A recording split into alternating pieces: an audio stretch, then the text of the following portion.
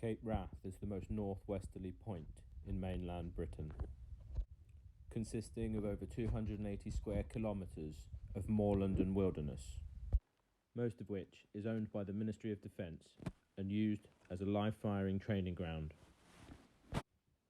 It's an extremely tough environment to be in, and I hadn't anticipated walking through this being as hard as I found it. An area of special scientific interest and protection, it is almost entirely untouched by man, giving a sense of isolation that I've not experienced anywhere on my journey so far. Home to all manner of wildlife, including red deer, hooded crows, gannets, seabirds and eagles. An old abandoned vehicle provided much needed shelter in a storm, as did the bovey at Cavaig Bay and the old shepherd's hut just past Sandwood Bay along the loch.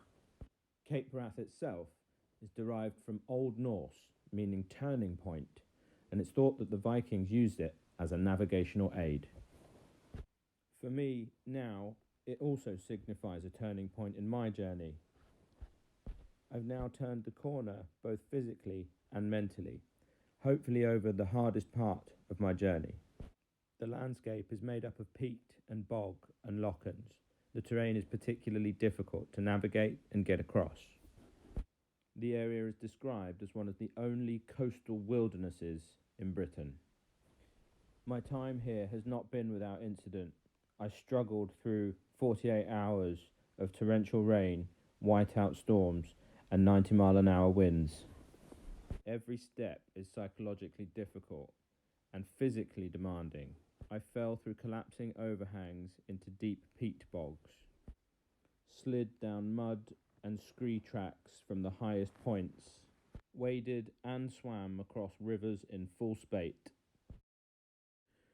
In the whiteout conditions, I made several navigational errors and became disorientated, eventually having to rely on some very basic survival skills and knowledge of natural navigation. By the end of the first day, I had early signs of hypothermia setting in. This environment should not be taken lightly. Anyone attempting to cross it really needs to consider the risks and dangers before setting out. But that said, if you can get past the initial fear and the psychological battles you'll have with yourself and the landscape,